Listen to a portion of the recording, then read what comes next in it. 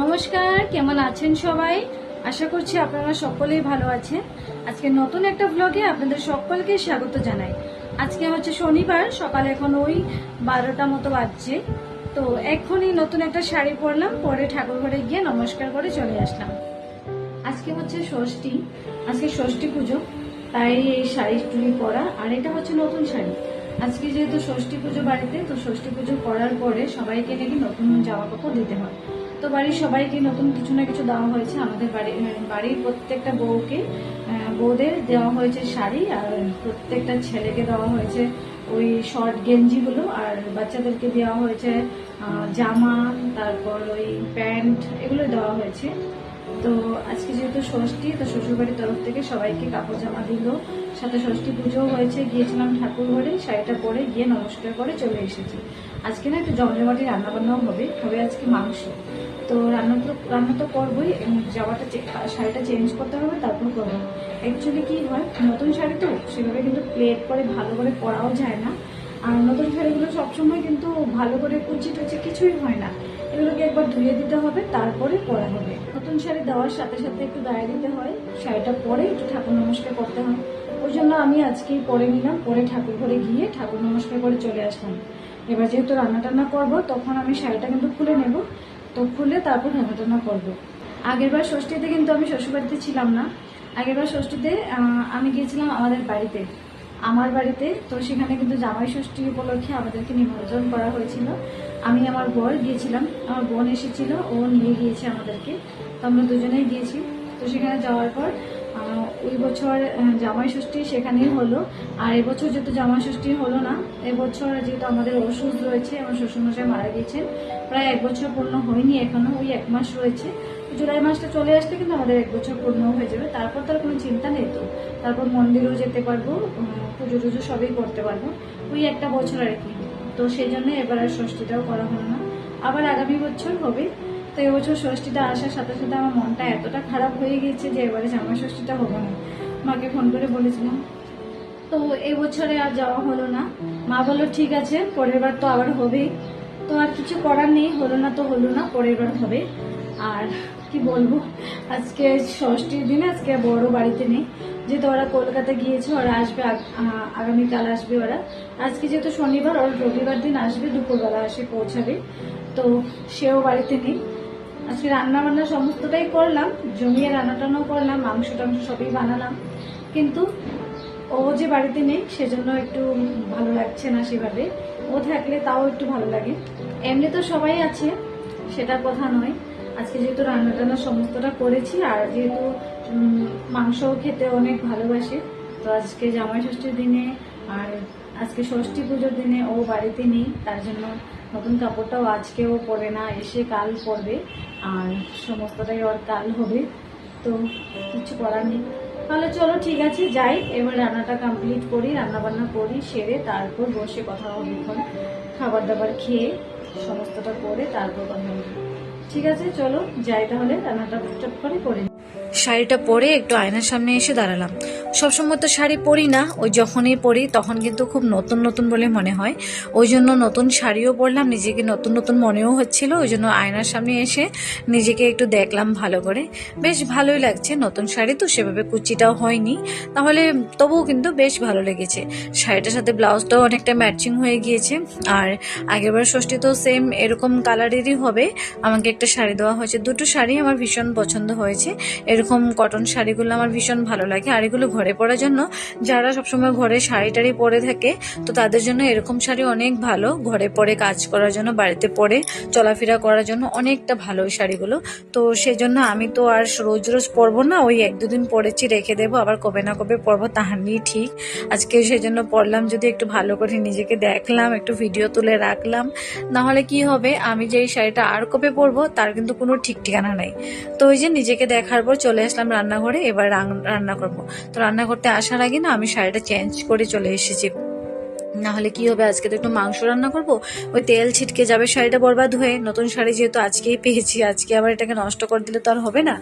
তো সেজন্য সেটাকে খুলে রেখে এসে আমি চলে এসেছি রান্নাঘরে। আলুগুলোকে টুকরো টুকরো করে কেটে নিয়েছিলাম, শুধুমাত্র পেঁয়াজটা খোসা ছাড়িয়ে রেখে দিয়েছিলাম।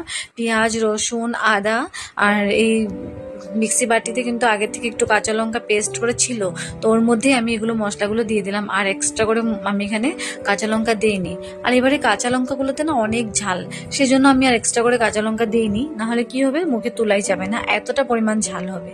তো সব কিছুকে মিলিয়ে একটা পেস্ট করে নিলাম, সুন্দর করে পেস্ট করে নিয়ে এখানটাতে আদা রসুন বাটা, কাঁচা লঙ্কা বাটা, পেঁয়াজ বাটা সব কিছু দিয়ে দিলাম মাংসটার মধ্যে।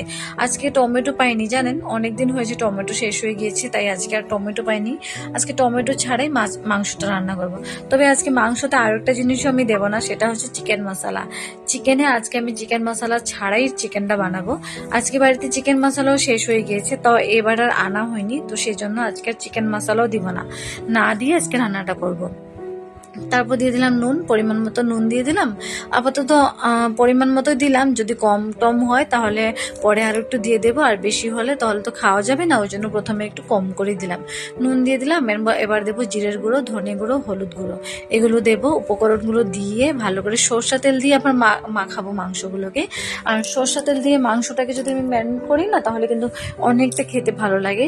সরষা তেলের ঝাঁজটাই আলাদা, খেতে ভীষণ টেস্ট হয়। আমি মাটন হোক কি চিকেন হোক, সরষা তেল দিয়ে বানিয়ে খেতে আমার ভীষণ ভালো লাগে। আমি সবসময় চেষ্টা করি সরষা তেল দিয়ে বানানোর। সরষা তেলটা এমনিতেও যদি ক্ষতিকারক, খুব একটা খাওয়া ভালো নয়, তাহলে মাংসতে দিয়ে, আর মাংস তো আর সব দিন তো আর খাওয়া হয় না, মাছ তো সপ্তাহে একদিন দুদিন খাওয়াই যায়, সেরকম কোনো ব্যাপার নয়। ওই জন্য দিয়ে দিলাম পরিমাণ মতো জিরের গুঁড়ো, ধনে গুঁড়ো। মশলা আবার অতিরিক্ত বেশিও দেওয়া যাবে না, ওই একটা পরিমাণ মতোই দিলাম, যতটুকু ওখানে দরকার ততটুকুই দিলাম। বেশি দিলে আবার ভালো লাগবে না, ওই জন্য একটু পরিমাণ মতো দিয়ে দিলাম। সাথে দিয়ে দিলাম সরষা তেলটা, একটু বেশ পরিমাণের দিয়ে দিলাম সরষা তেল। তারপর দিয়ে দিলাম তেজপাতা। এবার না হাতের সাহায্যে এটাকে মাখাবো। আর হ্যাঁ, সব থেকে বড় ব্যাপার, আজকেও কিন্তু মাংসতে না একটু লেবু চেপে দেবো। লেবু চেপে দিলে তাহলে টক টক ফিল আসে না, খেতে দারুণ লাগে। চিকেন তো আজকাল চিকেন কিন্তু সেভাবে স্বাদ লাগে না খেতে, ওই জন্য লেবু একটু চেপে দিলে তাহলে যদি একটু ভালো লাগে। আর একটু কাশ্মীরি লঙ্কাও দিয়ে দিলাম। কাশ্মীরি লঙ্কাটা তো ওই রঙের জন্য, একটু রঙটা ভালো আসবে, সেই জন্য রঙের জন্য একটু কাশ্মীরি লঙ্কা ওই আর কি দেওয়া। দিয়ে না হাত দিয়ে ভালো করে মাখাবো। আর হাত দিয়ে মাখালে মনে হয় মাংসটা খেতে না একটু ভালো হবে, মশলাগুলো ভালো করে মাংসর ভিতরে ঢুকে যাবে। আর চিকেন তো খুব একটা সেদ্ধ করতে সময়ও লাগে না, ওই ম্যারিনেট করতে করতেই কিন্তু অর্ধেক চিকেন কিন্তু সেদ্ধ হয়েই যায়, তো দরকার পড়ে না সেভাবে। ওর জন্য ভালো করে হাতের সাহায্যে মাখাবো একদম চিকেনগুলোকে ভালো করে, তাহলে একটু টেস্টটা ভালো আসবে। তো মাখিয়ে ওদিকে আবার কড়াই বসিয়ে দিয়েছে, কড়াইটা গরম হতে থাক, ততক্ষণে মাংসটা ম্যারিনেট করব। আজকে আর ম্যারিনেট করে 10-15 মিনিট রেখে দেবো না, রেখে দেওয়ার সময়টুকু নেই। আজকে রান্না করতে এসেছি অনেক লেটে, তো তার জন্য সেই সময়টাও নেই, তাড়াতাড়ি করে রান্নাটাও করতে হবে।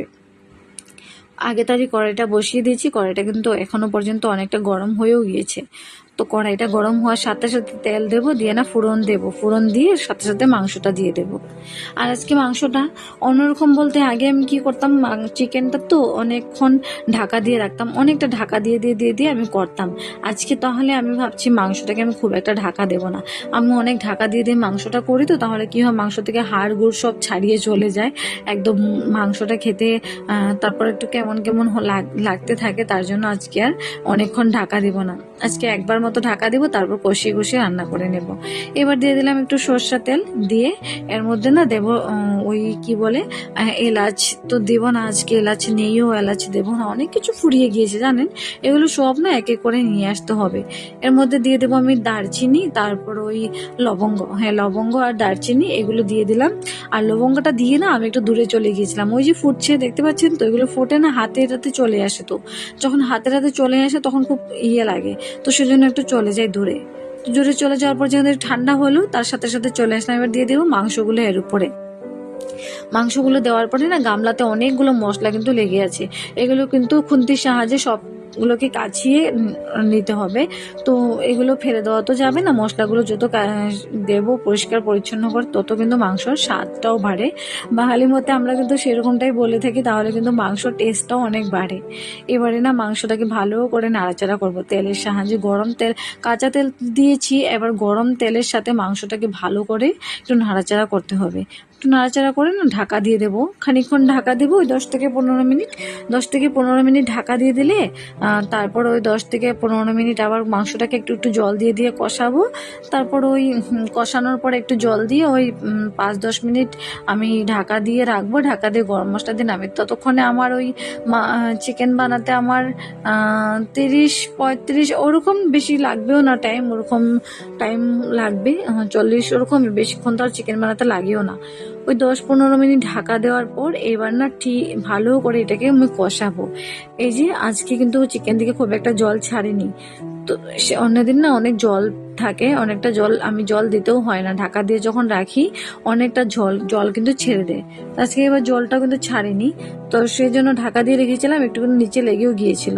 এবার একটু জল দিয়ে দিলাম, কারণ হচ্ছে জল দিয়ে দিয়ে এবার মাংসটাকে কষাবো, জল দিয়ে দিয়ে কষাবো আর ঢাকা দেবো না। আর মাংসটার মধ্যে না আলুগুলোকে ভেজে রাখতে আমি ভুলেই গিয়েছিলাম। প্রথমে যে আলুগুলোকে ভাবছিলাম ভেজে আমি তুলে নেব, আলুগুলো ভেজে তুলতে আমি ভুলেই গিয়েছিলাম, যার কারণে আলুগুলো কিন্তু আমার ভাজা আর হলো না। এবার কাঁচা আলুগুলোকেই আমি এর মধ্যে দিয়ে দেব। আগে তারই আলুগুলো দিয়ে দিচ্ছি যেন মশলার সাথে সাথে মাংসর সাথে সাথে আলুগুলো ভালো করে মশলা ঢুকে যায় আলুগুলোর মধ্যে, আর আলুটা যেন ভালো করে ভাজা ভাজাও হয়ে যায় আর মাংসের সাথে যেন কষানোও হয়ে যায়। ওই জন্য আলুটাও দিয়ে দিলাম। আমি আলুটা দেওয়ার কথা একদম ভুলে গিয়েছিলাম। ভেজে দিলে একটু ভালো লাগে, খেতে একটু দুর্দান্ত হয়। তো যেহেতু কাঁচা দিয়েছি তো তাই একটু আগে তাড়ি দিয়ে দিলাম যেন কষানো হয়, ওই কাঁচা গন্ধটাও চলে যায়। আর চিকেন তো খুব তাড়াতাড়ি সিদ্ধ হয়ে যায়, প্রথমেই বলেছিলাম। ওই যে সুন্দর সেদ্ধ হয়ে গিয়েছে, কিন্তু তাও সেদ্ধ হলেও কি হবে, কষানো কিন্তু হয়নি, এখনো আরো অনেকটা কষাতে হবে। ওই জন্য আরো একটু জল দেবো, দিয়ে দিয়ে কষাবো। প্রথমে একটু জল দিলাম, এগুলো কিন্তু টেনে নিয়ে চলে গিয়েছে, জলটা কিন্তু শেষ হয়ে গিয়েছে। আর জলটা যে দিচ্ছি আমি, সেই যে ম্যারিনেট করা গামলাটা ছিল, সেই গামলাটার মধ্যে অনেকগুলো মশলা কিন্তু লেগেছিল, সেই মশলা ঢাকা গামলা দিয়ে কিন্তু জলটা দিচ্ছি বারবার, সাথে করে মশলাটাও যেন মাংসের মধ্যে চলে আসে, সেই জন্য। এবার এটাকে খুব সুন্দর করে কষাবো অনেকক্ষণ, কষিয়ে এই জলটা যখন ফুরিয়ে আসবে তাহলে আরো একটু জল দিয়ে কষাবো, তাহলেই যে গিয়ে মাংসর থেকে অনেকটা তেল ছেড়ে দেবে, তাহলেই খেতে একটু টেস্ট আসবে। আজকে মাংসটা বানাচ্ছি, কিন্তু আজকে বর বাড়িতে নেই, ও যেহেতু মাংস খেতে ভীষণ ভালোবাসে। আর আজকে এমনিতেও আজকে জামাই ষষ্ঠী, তার মধ্যে আমাদের বাড়িতে এবার জামাই ষষ্ঠী হবেও না, তো আর তারই মধ্যে আজকে ও বাড়িতেও নেই, তো কিছু করার নেই, আমরাই বানাবো, বানিয়ে আমরাই খাবো। ও আসলে ওর জন্য বানিয়ে দেব পরে, তখন হয়তো আজকে ষষ্ঠীর দিন থাকবে না, পরে একটা অন্য দিন চলে আসবে, তবে কোনো ব্যাপার না, বানিয়ে দেব। তো মাংসটাকে কষিয়ে না দিয়ে দিলাম এর মধ্যে জলটা দেওয়ার পর এবার অনেকক্ষণ একটা ঢাকা দিয়ে রাখবো। অনেকক্ষণ বলতে ওই 10 থেকে 15 মিনিটে ঢাকা দেবো, এর থেকে বেশি সময় লাগবে না। আলুগুলো সুন্দর সেদ্ধ হয়ে এসেছে, দিয়ে দেবো একটু ঢাকা। আজকে না বাইরের আবহাওয়াটা কিন্তু ভীষণ ভালো, খুব সুন্দর আজকে আবহাওয়াটা, মেঘলা মেঘলা দিন, আর ভীষণ ভালো আজকের আবহাওয়াটা। তো ওই জন্য দিয়ে দিলাম মাংসটাকে একটু ঢাকা দেওয়ার পর দিয়ে দেবো গরম মশলা, গুঁড়া গরম মশলা গুঁড়ো করে রাখা রয়েছে সেগুলো দিয়ে দেবো। গোটা গরম মশলাও দিয়েছি, তো এবার পাউডার, যেটা গরম মশলার পাউডার, সেটাও দিয়ে দেবো, আর দিয়ে তারপর নামিয়ে নেব, তাহলেই হয়ে যাবে মাংস। আজকে শুধুমাত্র মাংসই নয়, আজকে বানাচ্ছি হচ্ছে জালি কুমড় কালো জিরে ফোড়ন দিয়ে জালি কুমড় একটু ভাজা করলাম। দাদু আবার খেতে ভীষণ ভালোবাসে, ওই জন্য একটু তেল দিয়ে নুন হলুদ দিয়ে কাঁচা লঙ্কা দিয়ে একটু ভাজা করলাম। আর ছোট ছোট মাছ নিয়ে এসেছিল, তো আজকে আবার ছোট ছোট মাছও রয়েছিল, ছোট ছোট মাছও রান্না করলাম। দিনের বেলা যারা যারা খাবে, খেয়ে যদি রাতে থাকে তাহলে মাছটা দিয়ে রাতের খাবার হয়ে যাবে, ওই জন্য। আর না একটু বরবটিও আজকে একটু ভাজা করবো, রাতে রুটি দিয়ে খাবার জন্য এখনই করে রাখবো। তো এই যে দেখতেই পাচ্ছ আমার রান্না বান্না অবশেষে প্রায় কমপ্লিট, মাংস কিন্তু হয়ে গিয়েছে।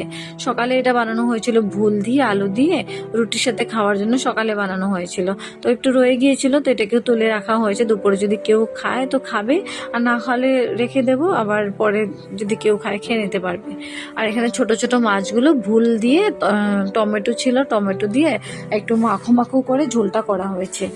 একটু মাখো মাখো করলে ছোট মাছটা খেতেও ভালো লাগে, ওই জন্য।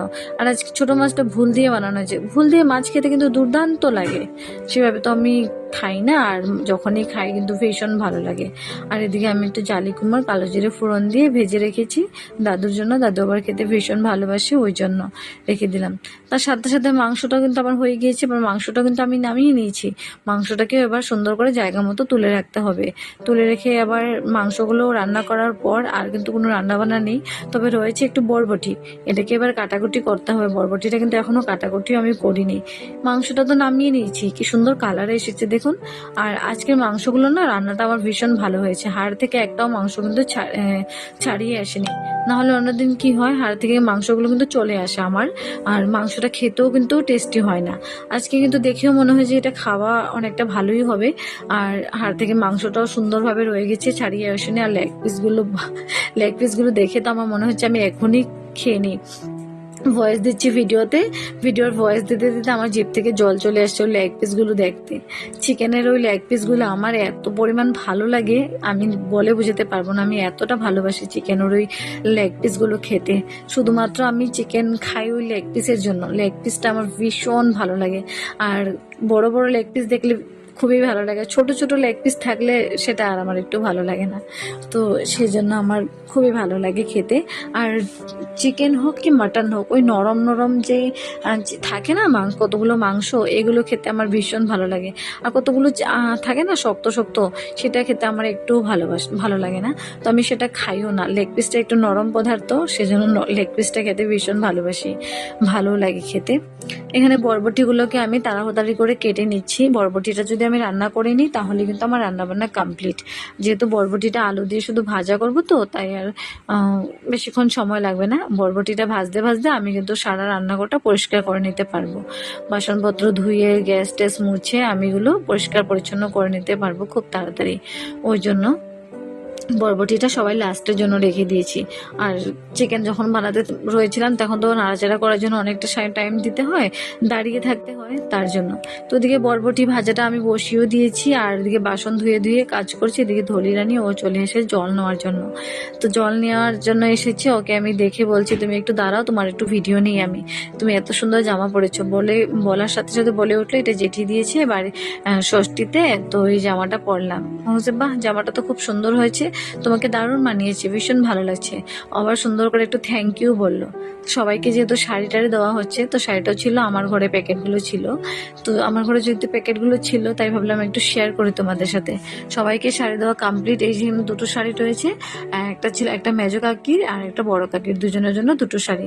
আমাদের সবাইকে দেওয়া শেষ, তো ওদের দুজনের জন্য দুটো শাড়ি এখানেই রয়েছে, তো সেটাও তোমাদের সাথে শেয়ার করলাম। সমস্ত রকমের রান্না বান্না কমপ্লিট করে সবাইয়ের খাবার দাবার দিয়ে সবাই খাওয়া দাওয়া কমপ্লিট করার পর এবার আমি বসবো খেতে। আমি যেহেতু খেতে বসবো, আজকে ভাবছি নিজের থালাটাকে একটু সুন্দর করে সাজিয়ে নেব। আজকে জামাই ষষ্ঠী, তো কি হয়েছে, আমার হাজব্যান্ড যেহেতু বাড়িতে নেই তাহলে কি হয়েছে, আজকে বৌমা ষষ্ঠী হয়ে যাবে। আর বৌমা ষষ্ঠী হয়ে যাবে, বৌমা নিজেই রান্না করে নিজে মাংস টাংস সুন্দর করে গুছিয়ে নিয়ে বসে খেয়ে নেবে, হয়ে যাবে বৌমা ষষ্ঠী। জামাই ষষ্ঠীর সাথে সাথে বৌমা ষষ্ঠীও হয়ে যাবে। তো সেটাই আর কি, নিজে মাংসটা নিয়ে নেব, নিজে রান্না টান্না করে নিয়েছি, হয়ে যাবে, কোনো ব্যাপার না। তো আমি নিজে নিয়ে নিলাম। এবার একটু ভাতও নিয়ে নেব। দুপুরে ভাতটা একটু কম করেই খাই, আর আজকাল তো ভাতের কোয়ান্টিটি অনেকটা কমই করে দিয়েছি। সকালে যেহেতু দুটো রুটি খাই, ওই গুলা রুটি হোক কি সেকা রুটি হোক, দুটো রুটি খাই, মাঝে সময় ওটস খাই, আবার রাতে রুটি খাই, দুপুরবেলা একটু ভাত খাই। না খালেও আবার খিদে পেয়ে যাবে, তো সেই জন্য একটু ভাত খাই। ওই যে মাংসটা নিয়ে নিলাম আমি, না আর এখানে কিছুই নেব না। মাংসটাই আমার ভীষণ ভালো লাগছিল, আর ছোট মাছটা আমার দেখে মনে হচ্ছিল খুব ভালো লাগবে খেতে, ওই জন্য একটু ছোট মাছও নিয়ে নিলাম। নিয়ে এবার বসবো খেতে। আর খাবার দাবার কমপ্লিট করে একটু হাঁটাহাঁটি করছিলাম বাইরের দৃশ্যটা দেখুন কি সুন্দর লাগছে না আজকে। ওই বিকেল হয়ে আসছে, এখন 4টে মতো তো বাজছেই। কি সুন্দর আবহাওয়াটা বিকেলের দিকটাতে, কি ঠান্ডা নির্ঝুম। এরকম দিন থাকলে ভীষণ ভালো লাগে। মনে হচ্ছে বৃষ্টি আসবে, কিন্তু বৃষ্টি তো মনেই হয় কখনো আসে আর না। যদি একটু বৃষ্টি আসতো তাহলে ভালোই লাগতো। যদি বৃষ্টিটা আসেও না, ওই 1-2 মিনিট বৃষ্টি দিয়ে কিন্তু আবারও চলে যায়। বৃষ্টিটা একটু জোরে আসলে ভালোই লাগে। সেই জন্য আজকের আবহাওয়াটা কিন্তু ভারী সুন্দর, আবহাওয়াটা দেখে ভীষণ ভালো লাগছে। তো এরকম দিনে দুপুরবেলায় যা সমস্ত কাজ ছিল কাজগুলো করে নিয়েছি, আর রাতের জন্য তো কোনো কাজ নেই। তবে ওই তেল আর আটা এগুলো এনে রাখা হয়েছে। বৃহস্পতিবার ছিল সেই দিন, তেলের অর্ডার দেওয়া হয়েছিল। তো শনিবার মতো তেলগুলো এসে পৌঁছানোর পর তেলের কার্টুনটা আমি ভেতরে ডাইনিং রুমে সুন্দর করে গুছিয়ে রেখে দিয়েছি। সাথে ওই আটার প্যাকেটটা না একটুখানি ছেড়েও গিয়েছিল, তো তার জন্য ভাবলাম যে এটা যখন ছিঁড়ে গিয়েছে, এটাকে আর ফেলে রাখা যাবে না। এটাকে আমি তুলে আর কন্টেনারের ভিতরে ভালো করে আমি এটাকে তুলে রেখে দিই, নাহলে কী হবে, নষ্ট হয়ে যাবে, ধুলোবালি পড়ে আর নষ্ট হয়ে যাবে। এই জন্য আমি একটা বড় একটা সাইজের একটা কন্টেনার, যেটার মধ্যে সবসময় আমরা আটা রেখে থাকি, তো এটার মধ্যে আটার সম্পূর্ণ প্যাকেটটা আমি ঢেলে নেব, ঢেলে নিয়ে আর এটাকে বন্ধ করে রেখে দেবো।